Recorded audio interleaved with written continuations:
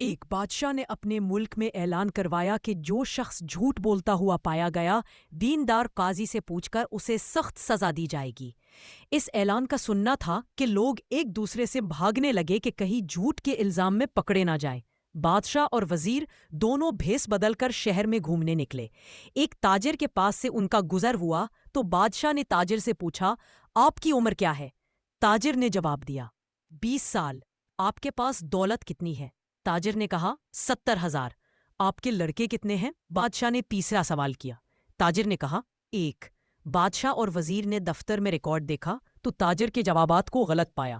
پھر تاجر سے کہا، آپ نے اپنی عمر 20 سال بتائی جو غلط ہے۔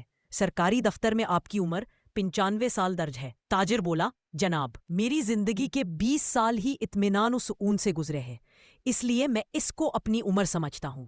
پھر بادشاہ نے کہا، آپ کے پاس بے شمار دولت ہے، جبکہ آپ کا کہنا ہے کہ میرے پاس صرف 70,000 ہے۔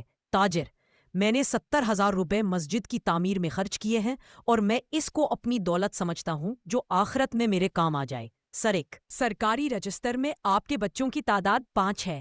تاجر، جناب، 4 بچے نالائق، بد اخلاق اور آوارہ ہیں، بس ایک اچھے اخلاق و کردار کا ہے، میں اسی کو اپنی اولاد سمجھتا ہوں کہ آخرت کے اعتبار سے انشاءاللہ وہی میرے کام آئے گا اور دنیا میں بھی سکون کا ذریعہ وہی ہے۔